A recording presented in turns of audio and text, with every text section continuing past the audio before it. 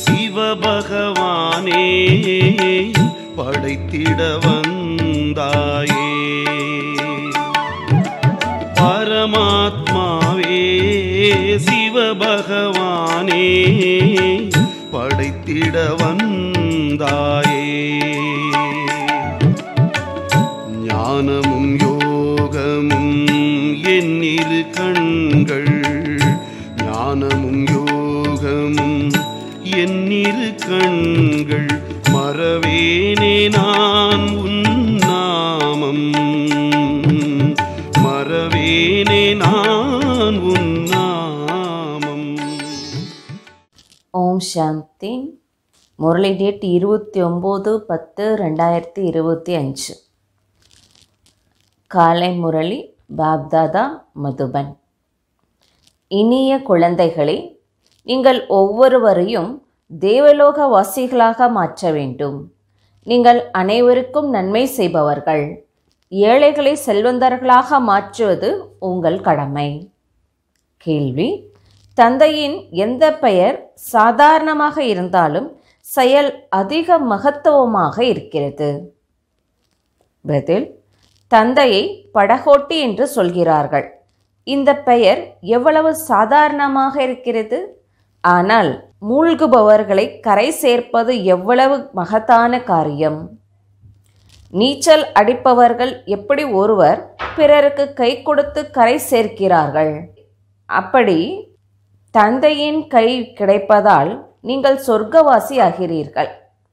இப்போது நீங்களும் மாஸ்டர் படகோட்டிகள். நீங்கள் ஒவ்வொருவர் படகையும் கரை சேர வழி சொல்கிறீர்கள். ஓம் சாந்தி. குழந்தைகள் நினைவில் அமர்ந்திருப்பீர்கள். தன்னை ஆத்மா என உணர வேண்டும். தேகமும் இருக்கிறது. அதற்காக தேகம் இல்லாமல் வரவில்லை. எனினும் தேக அபிமானத்தை விடுத்து ஆத்ம அபிமானியாகி அமருங்கள் என்று தந்தை சொல்கிறார். ஆத்ம அபிமானி சுத்தம், தேக அபிமானம் அசுத்தம். ஆத்ம அபிமானம் ஆவதால் நாம் சுத்த பவித்திரமாக மாறுவது உங்களுக்கு தெரியும். தேக அபிமானி ஆகியதால் அசுத்த அப்பவித்திரமாக மாறியிருந்தீர்கள். ஏ பதீத்த பாவனரே வாருங்கள் என அழைத்தீர்கள். தூய்மையான உலகம் இருந்தது, இப்பொழுது அழுக்காக இருக்கிறது. பிறகு பாவன உலகம் நிச்சயம் வரும். சிருஷ்டி சக்கரம் சுற்றும்.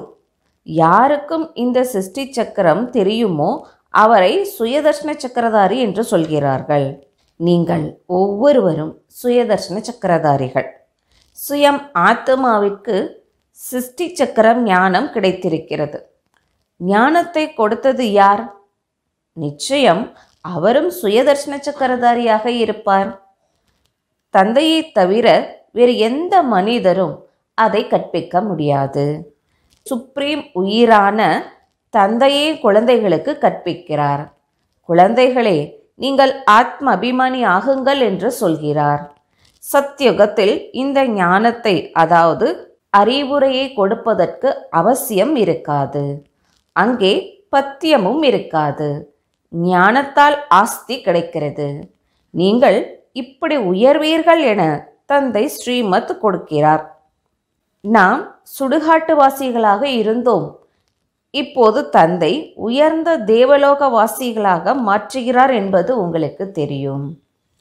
இந்த பழைய உலகம் சுடுகாடு ஆக வேண்டும். மரண உலகத்தை சுடுகாடு என்றே சொல்வார்கள். புது உலகை தேவலோகம் என்று சொல்வார்கள். நாடக ரகசியத்தை தந்தை புரிய வைக்கிறார். இந்த முழு உலகமும் மூங்கில் காடு என்று சொல்லப்படுகிறது.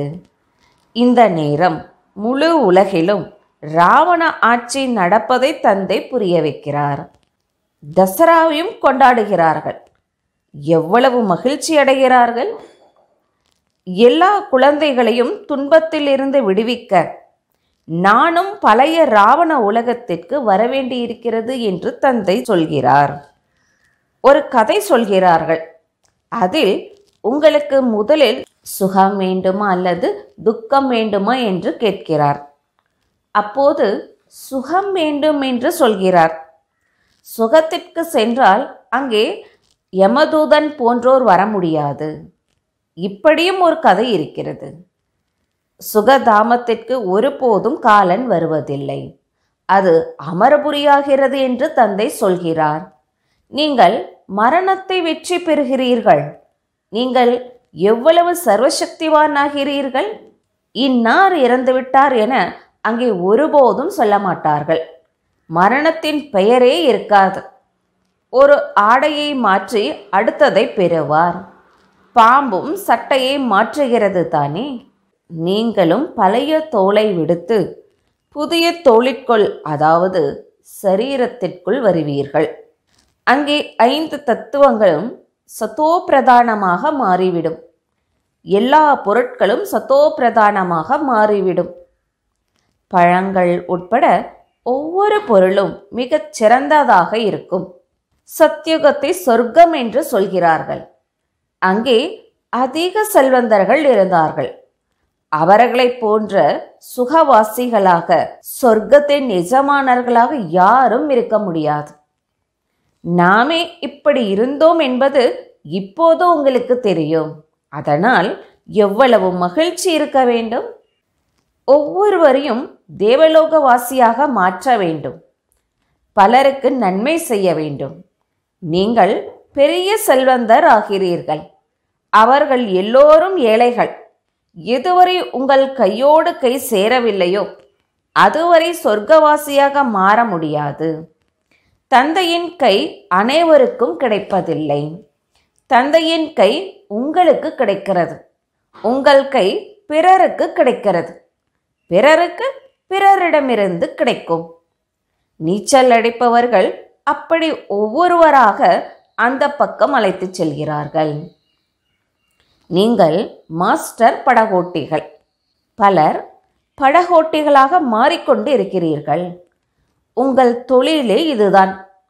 நாம் ஒவ்வொருவருடைய படகையும் கரை சேர வழியை சொல்கிறோம். படகோட்டியின் குழந்தைகள் படகோட்டிகள் ஆகியிருக்கிறீர்கள். தோட்டக்காரர் படகோட்டி என பெயர் எவ்வளவு சாதாரணமாக இருக்கிறது.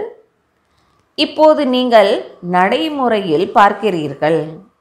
நீங்கள் தேவலோகத்தை ஸ்தாபனை செய்கிறீர்கள். உங்கள் நினைவு சின்னம் முன்னால் நிற்கிறது. கீழே ராஜயோக தவம் செய்கிறீர்கள். மேலே ராஜ்யம் நிற்கிறது. தில்வாடா என்ற பெயரும் மிக நன்றாக இருக்கிறது. தந்தை அனைவரின் உள்ளத்தையும் ஏற்கிறார். அனைவருக்கும் சத்கதி கொடுக்கிறார். உள்ளத்தையும் ஏற்பவர் யார்? பிரம்மாவிற்கும் தந்தையாக சிவபாபா இருக்கிறார். எல்லோருடைய உள்ளத்தையும் ஏற்பவராக எல்லையற்ற தந்தையே இருப்பார். தத்துவங்கள் உட்பட அனைத்திற்கும் நன்மை செய்கிறார். மற்ற தர்மத்தவரின் சாஸ்திரங்கள் போன்றவை நிலையாக இருப்பதை தந்தை குழந்தைகளுக்கு புரிய வைக்கிறார். உங்களுக்கு சங்கமத்தில் தான் ஞானம் கிடைக்கிறது. பிறகு அமர்ந்து அழிந்து விடுகிறது. அதனால் எந்த சாஸ்திரமும் இருக்காது. சாஸ்திரம் பக்தி மார்க்கத்தின் அடையாளம். இது ஞானம். வித்தியாசத்தை பார்க்கிறீர்கள் தானே? பக்தி அளவற்றது. தேவிகள் போன்றோரின் பூஜைக்கு எவ்வளவு செலவு செய்கிறார்கள். இவற்றால் அற்பகால சுகம் கிடைக்கிறது என்று தந்தை சொல்கிறார். பாவனை எப்படி வைக்கிறார்களோ அப்படி பூர்த்தியாகிறது.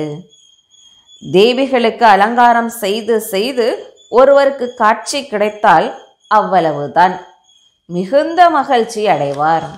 அதனால் எந்த லாபமும் இல்லை. மீராவின் பெயரும் பிரபலமாக மாறியது. பக்தமாலை இருக்கிறது தானே. பெண்களில் மீராவும் ஆண்களில் நாரதரும் பக்த சிரோன்மணி என ஏற்றுக்கொள்ளப்பட்டு இருக்கிறார்கள். குழந்தைகள் நீங்களும் வரிசைப்படி இருக்கிறீர்கள். மாலையின் மணிகளாக அதிகமானோர் இருக்கிறார்கள். மேலே மலராக பாபா இருக்கிறார். பிறகு ஜோடி மணிகள் இருக்கின்றன. மலரை எல்லோரும் வணங்குகிறார்கள். ஒவ்வொரு மணியையும் வணங்குகிறார்கள். ருத்ர யாகம் வளர்க்கும் போது அதிலும் சிவனுக்கு அதிக பூஜை செய்கிறார்கள். சாலிகிராம்களுக்கு அவ்வளவு செய்வதில்லை. முழு கவனமும் சிவனிடம் இருக்கும். ஏனென்றால் சிவபாபா மூலமாகவே சாலிகிராம்கள் இப்படி பலம் பெற்றிருக்கிறார்கள். அதே போல இப்போது நீங்கள் தூய்மையாக கொண்டே இருக்கிறீர்கள். பதீத்த பாவன தந்தையின் குழந்தைகள், நீங்களும் மாஸ்டர் பதீத்த பாவனராக இருக்கிறீர்கள். ஒருவேளை யாருக்கும் வழி சொல்லவில்லை என்றால் அற்ப பைசாவின் பதவி கிடைக்கும்.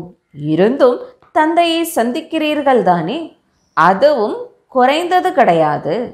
அவர் ஒருவரே அனைவருக்கும் தந்தை. ஸ்ரீ கிருஷ்ணரை அப்படி சொல்ல மாட்டார்கள். ஸ்ரீ கிருஷ்ணர் யாருக்கு தந்தையாவார்? ஸ்ரீ கிருஷ்ணரை தந்தை என்று சொல்ல மாட்டார்கள். குழந்தையை அப்பா என்று சொல்ல முடியாது. எப்போது தம்பதியாகி குழந்தை பெறுவாரோ அப்போதே அப்பா என்று சொல்வார்கள். பிறகு அந்த குழந்தை அப்பா என்று சொல்லும். மற்ற யாரும் சொல்ல முடியாது. மற்றபடி முதியவர் யாரை வேண்டுமானாலும் அப்பா என்று சொல்கிறார்கள். இவர், அதாவது சிவபாபா, அனைவருக்கும் தந்தையாக இருக்கிறார். சகோதரத்துவம் என்று சொல்கிறார்கள். ஈசனை சர்வவியாபி என்று சொல்வதால் தந்தைத்துவம் ஆகிறது, ஃபாதர்ஹுட் ஆகிறது. குழந்தைகள், நீங்கள் பெரிய சபைகளில் புரிய வைக்க வேண்டியிருக்கிறது. நீங்கள் எங்கே சொற்பொழிவாற்ற சென்றாலும் எப்போதும் எந்த தலைப்பில் உரையாற்ற வேண்டுமோ அதை பற்றி சிந்தனை செய்து எழுத வேண்டும். தந்தை ஞான சிந்தனை செய்ய வேண்டியதில்லை. கல்பம் முன்னர் எதை சொன்னாரோ அதை சொல்லிக்கொண்டே போவார். நீங்கள் தலைப்பின்படி புரிய வைக்க வேண்டும். முதலில் எழுதி வைத்து பிறகு படிக்க வேண்டும். சொற்பொழிவாற்றிய பிறகு இன்னென்ன விஷயங்களை சொல்லவில்லை என்பது நினைவுக்கு வருகிறது. இதை புரிய வைத்திருந்தால் நன்றாக இருந்திருக்கும் என்று தோன்றுகிறது. அது அப்படி இருக்கிறது, ஏதாவது பாயிண்ட்ஸ் மறக்கிறது. சகோதர சகோதரிகளே, ஆத்தும அபிமானி ஆகி அமருங்கள் என முதலில் சொல்ல வேண்டும். இதை ஒருபோதும் மறக்கக்கூடாது. இப்படி யாரும் செய்தியை எழுதுவதில்லை. ஆத்தும அபிமானி ஆகி அமருங்கள் என முதலில் எல்லோருக்கும் சொல்ல வேண்டும். ஆத்துமாக்கள், நீங்கள் அழியாதவர்கள். இப்போது தந்தை வந்து ஞானத்தை கொடுக்கிறார். என்னை நினைவு செய்தால் விக்கர்மங்கள் அழியும் என தந்தை சொல்கிறார். எந்த தேகதாரியும் நினைவு செய்யாதீர்கள். தன்னை ஆத்துமா என உணருங்கள். நாம் அங்கே இருப்பவர்கள். நமது தந்தை கல்யாணக்காரி சிவன். ஆத்மாக்கள் நாம் அவரது குழந்தைகள். ஆத்ம அபிமானி ஆகுங்கள் என்று தந்தை சொல்கிறார். நான் ஆத்மா. தந்தையின் நினைவால் விக்கர்மங்கள் அழியும். கங்கா ஸ்நானம் போன்றவற்றால் பாவங்கள் அழியாது. நீங்கள் என்னை நினைவு செய்யுங்கள் என்பது தந்தையின் கட்டளையாக, அதாவது தந்தையின் டைரக்ஷன். கீதையின் வாக்கியமான அதர்மம் அதிகமாகும் போதெல்லாம் தர்மத்தை நிலைநாட்ட நான் வருவேன் என்பதை படிக்கிறார்கள். எனினும் அர்த்தம் எதுவும் தெரியாது. அதனால் தந்தை சேவை செய்ய அறிவுரை தருகிறார். தன்னை ஆத்மா என உணர்ந்து சிவபாபாவை நினைவு செய்யுங்கள் என்று சிவபாபா சொல்கிறார். ஸ்ரீ கிருஷ்ணர் சொன்னதாக அவர்கள் நினைக்கிறார்கள். என்னை நினைவு செய்யுங்கள் என்று சிவபாபா குழந்தைகள் நமக்கு சொல்கிறார் என்று நீங்கள் சொல்கிறீர்கள். எந்த அளவு என்னை நினைவு செய்வீர்களோ அந்த அளவு சத்தோப்பிரதானமாகி உயர்ந்த பதவி பெறுவீர்கள். குறிக்கோள் முன்னால் நிற்கிறது. முயற்சி செய்து உயர்ந்த பதவி பெற வேண்டும். அந்த பக்கம் இருப்பவர்கள் தமது தர்மத்தில் உயர்ந்த பதவி பெறுவார்கள். நாம் பிற தர்மங்களுக்கு போவதில்லை. அவர்கள் பின்னால் வருவார்கள். அவர்களுக்கு முன்னால் பாரடைஸ், அதாவது சொர்க்கம் இருந்தது. அவர்களுக்கு தெரியும். பாரதம் அனைத்தையும் விட பழையது. எனினும் எப்போது இருந்தது என்பது யாருக்கும் தெரியாது. அவர்களை பகவான் பகவதி என்று சொல்கிறார்கள். எனினும் அவர்களை பகவான் பகவதி என்று சொல்ல முடியாது என்று தந்தை சொல்கிறார். நான் ஒருவரே பகவான். நாம் பிராமணர்கள். தந்தையை பிராமணர் என்று சொல்ல முடியாது. அவர் மிக உயர்ந்த பகவான். அவருக்கு சரீர பெயர் கிடையாது. உங்கள் எல்லா சரீரத்துக்கும் பெயர் இருக்கிறது. ஆத்மா ஆத்மா தான். அவரும் பரம் ஆத்மா. அந்த ஆத்மாவின் பெயர் சிவன். அவர் நிராகாரர். அவருக்கு சூக்ஷ்ம அல்லது ஸ்தூல சரீரம் இல்லை. அதற்காக அவருக்கு வடிவமே இல்லை என்பதில்லை. யாருக்கு பெயர் இருக்குமோ அவருக்கு வடிவமும் இருக்கும்.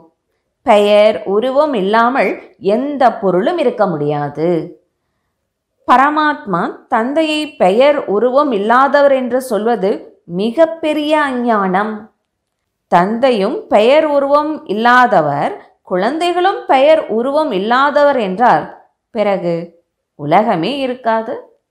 இப்போது நீங்கள் நன்றாக புரிய வைக்க முடியும். குருமார்கள் கடைசியில் புரிந்து கொள்வார்கள். இப்போது அவர்களின் ராஜ்யமாக இருக்கிறது. இப்போது நீங்கள் இரட்டை அஹிம்சையாளர் ஆகிறீர்கள். அஹிம்சோ பரமோ தேவி தேவர் தர்மம் இரட்டை அஹிம்சையானது என்று பாடப்பட்டுள்ளது. ஒருவர் மீது கை வைப்பது, துக்கம் தருவது போன்றவை வன்முறை. மனம் சொல் செயலால் யாருக்கும் துக்கம் கொடுக்கக்கூடாது என்று தந்தை தினந்தோறும் புரிய வைக்கிறார். மனதில் கட்டாயம் வரும். சத்யுகத்தில் மனதிலும் வராது. இங்கே மனம் சொல் செயலில் வருகிறது. இந்த வார்த்தைகளை நீங்கள் அங்கே கேட்கவே மாட்டீர்கள். அங்கே எந்த சச்சங்கமும் நடக்காது. சத்தியமானவர் மூலமாக சத்தியமாக மாறவே சச்சங்கம் நடக்கிறது. சத்தியமானவர் ஒரு தந்தை மட்டுமே. தந்தை அமர்ந்து நரனிலிருந்து நாராயணன் ஆகும் கதையை சொல்லிக் கொடுக்கிறார். அதனால் நீங்கள் நாராயணர் ஆகிறீர்கள். பிறகு பக்தி மார்க்கத்தில் சத்திய நாராயணின் கதையை மிக அன்போடு கேட்பார்கள். உங்கள் நினைவு சின்னமாக தில்வாடா கோவில் எவ்வளவு நன்றாக இருப்பதை பாருங்கள். நிச்சயம் சங்கமயுகத்தில் உங்கள் உள்ளத்தை கவர்ந்திருப்பார். ஆதி தேவர், ஆதி தேவி மற்றும் குழந்தைகள் அமர்ந்திருக்கிறார்கள். இதுவே உண்மையான நினைவு சின்னம். அவர்களின் வரலாறு புவியியல் உங்களை தவிர வேறு யாருக்கும் தெரியாது. அந்த நினைவு சின்னம் உங்களுடையதே. இதுவும் அதிசயமாக இருக்கிறது. லக்ஷ்மி நாராயணரின் கோவிலுக்கு போகும்போது இப்படி ஆகிறோம் என்று நீங்கள் சொல்வீர்கள். கிறிஸ்துவும் இங்கே இருக்கிறார். கிறிஸ்து பெக்கர் ரூபத்தில் இருக்கிறார் என்று பலர் சொல்கிறார்கள். தமோ பிரதானம் என்றால் பெக்கர் தானே? நிச்சயம் பிறவி எடுப்பார் தானே? ஸ்ரீ கிருஷ்ணர் இளவரசராக இருந்தவர். இப்போது பெக்கராக இருக்கிறார். வெள்ளை மற்றும் கருப்பு. பாரதம் எப்படி இருந்தது, இப்போது எப்படி இருக்கிறது என்று உங்களுக்கு தெரியும். தந்தை ஏழை பங்காளன். மனிதர்கள் ஈசனின் பெயரால் ஏழைகளுக்கு தானம் புண்ணியம் செய்கிறார்கள். பலருக்கு தானியங்கள் கிடைப்பதில்லை. போக போக மிக பெரிய பணக்காரருக்கும் தானியங்கள் கிடைக்காமல் போவதை நீங்கள் பார்ப்பீர்கள். ஒவ்வொரு ஊரிலும் செல்வந்தர்கள் இருக்கிறார்கள் தானே? அவர்களை கொள்ளையர்கள் கொள்ளையடிப்பார்கள். அந்தஸ்தில் வித்தியாசம் இருக்கிறது தானே? முயற்சி அப்படி செய்து நம்பர் 1க்கு செல்லுங்கள் என்று தந்தை சொல்கிறார். டீச்சரின் வேலை எச்சரிக்கை கொடுப்பது. நீங்கள் பாஸ்வித்தானர் ஆக வேண்டும். இது எல்லையற்ற பாடசாலை. இது ராஜ்யத்தை ஸ்தாபனை செய்வதற்கான ராஜயோகம். இருந்தும் பழைய உலகம் அழிய வேண்டும். இல்லையென்றால் எங்கே ராஜ்யம் செய்வீர்கள்? இது பதீத்த பூமி. கங்கை பதீத்த பாவனி என்று மனிதர்கள் சொல்கிறார்கள். இந்த நேரம் 5 தத்துவங்களும் தமோ பிரதானமாக பதீத்தமாக இருக்கின்றன என தந்தை சொல்கிறார். எல்லா அழுக்குகளும் குப்பைகளும் அதில் சேர்கின்றன. மீன்களும் அதில் இருக்கின்றன. தண்ணீரும் ஒரு உலகம் போல இருக்கிறது. தண்ணீரில் எத்தனை ஜீவன்கள் வாழ்கின்றன. பெரிய கடலில் இருந்து எவ்வளவு உணவு கிடைக்கிறது. அதனால் அது ஒரு ஊரை போல இருக்கிறது. ஊரை எப்படி பதீத்த பாவனன் என்று சொல்ல முடியும்? இனிமேலும் இனிய குழந்தைகளே, பதீத்த பாவனன் ஒரு தந்தை மட்டுமே. உங்கள் ஆத்மாவும் சரீரமும் பதீத்தமாகிவிட்டன. இப்போது என்னை நினைவு செய்தால் தூய்மை ஆவீர்கள். நீங்கள் உலகின் எஜமானராக அழுக்காக ஆவீர்கள். அங்கே வேறு எந்த கண்டமும் இருக்காது. பாரதத்திற்கே ஆல்ரவுண்ட் பாகம் இருக்கிறது. நீங்கள் எல்லோரும் ஆல்ரவுண்டர்கள். நாடகத்தில் நடிகர்கள் நம்பர்வார் வந்து போகிறார்கள். இங்கும் அப்படித்தான். நமக்கு பகவான் கற்பிக்கிறார் என்பதை நீங்கள் உணருங்கள் என்று தந்தை சொல்கிறார். நாம் பதீத பாவனர் காட் ஃபாதர்லி மாணவர்கள். இதில் எல்லாம் வந்துவிட்டன.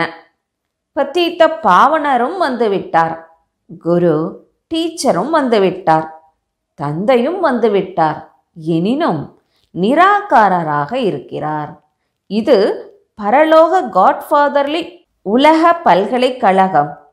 எவ்வளவு நல்ல பெயர்! ஈசனுக்கு எவ்வளவு புகழ் பாடுகிறார்கள். அவர் புள்ளி என்பதை கேட்கும்போது ஆச்சரியமாக இருக்கிறது. இறைவனுக்கு எவ்வளவு புகழ் பாடுகிறார்கள். ஆனால் அவர் எப்படி இருக்கிறார்? புள்ளி. அவரிடம் எவ்வளவு பாகம் நிறைந்திருக்கிறது. தேகம் இருக்கும் போதும் இல்லற விவகாரத்தில் இருக்கும் போதும் என்னை நினைவு செய்யுங்கள் என்று தந்தை இப்போது சொல்கிறார். பக்தி மார்க்கத்தில் யார் தீவிர பக்தி செய்வாரோ அந்த பக்தி சத்தோபிரதான தீவிர பக்தி என்று சொல்லப்படுகிறது. பக்தி எவ்வளவு தீவிரமாக இருக்கிறது. இப்போது நினைவின் வேகம் தீவிரமாக இருக்க வேண்டும். தீவிர நினைவு செய்பவர்களின் பெயரே பிரபலமாகும். அவர்கள் வெற்றி மாலையில் மணியாவார்கள். நல்லது. இனிமேலும் இனிமையான காணாமல் போய் கண்டெடுக்கப்பட்ட செல்ல குழந்தைகளுக்கு தாய் தந்தை பாப்தாதாவின் அன்பு நினைவுகள் மற்றும் காலை வணக்கம். ஆன்மீக குழந்தைகளுக்கு ஆன்மீக தந்தையின் நமஸ்காரம். தாரணைக்கான முக்கிய சாரம்: நரனிலிருந்து நாராயணன் ஆவதற்கு தினந்தோறும் சத்திய தந்தை சொல்வதை கேட்க வேண்டும். சச்சங்கம் செய்ய வேண்டும். ஒருபோதும் மனம் சொல் செயலால் யாருக்கும் துக்கம் கொடுக்கக்கூடாது. வெற்றி மாலையின் மணியாக மாறுவதற்கும் பாஸ்வித்தானர் ஆவதற்கும் நினைவின் வேகத்தை அதிகரிக்க வேண்டும். மாஸ்டர் பதீத்த பாவனராகி அனைவரையும் தூய்மையாக்கும் சேவை செய்ய வேண்டும். வரதானம்: பரமாத்ம நினைவின் மடியில் கலக்கும் சங்கம் யுக உயர்ந்த பாக்யவான் ஆத்மா ஆகுக. சங்கம் யுகம் சத்யுக சொர்க்கத்தை விட உயர்ந்தது. ஏனென்றால் பிராமண உலகில் கிடைக்காத பொருளே இல்லை என்பது இப்போதைய பாடல். ஒரு தந்தை கிடைத்ததால் எல்லாம் கிடைத்துவிட்டது. இப்போது குழந்தைகள், நீங்கள் சில நேரம் அத்தீந்திரிய சுகத்தின் ஊஞ்சலில் ஆடுகிறீர்கள். சில நேரம் மகிழ்ச்சியில், சில நேரம் சாந்தியில், சில நேரம் ஞானத்தில், சில நேரம் ஆனந்தத்தில், சில நேரம் பரமாத்மா மடியின் ஊஞ்சலில் ஆடுகிறீர்கள். நினைவின் அன்பில் மூழ்கிய நிலை பரமாத்மாவின் மடி. இந்த மடி நொடியில் அநேக பிறவிகளின் துக்க வேதனைகளை மறக்க வைக்கிறது. அதனால் இந்த உயர்ந்த சம்ஸ்காரத்தை சதா நினைவில் வைத்து பாக்யவான் ஆத்மா ஆகுங்கள். ஸ்லோகன்: தந்தை உங்கள் புகழ் பாட வேண்டும். நீங்கள் தந்தையின் புகழ் பாட வேண்டும். அப்படி தகுதியானவர் ஆகுங்கள். அவ்யக்த சைகை: தனக்கும் மற்ற எல்லோருக்கும் மனதின் மூலமாக யோகத்தின் சக்திகளை பிரயோகம் செய்யுங்கள். முதலில் தன்னிடம் யோகத்தை பிரயோகம் செய்து பாருங்கள். ஒவ்வொரு மாதமும் அல்லது ஒவ்வொரு 15 நாட்கள் ஏதாவது விசேஷ குணத்தை அல்லது ஏதாவது விசேஷ சக்தியை தன்னிடம் பிரயோகம் செய்து பாருங்கள். ஏனென்றால் குழுவில் அல்லது சம்பந்தம் தொடர்பில் பேப்பர் வரவே செய்யும்.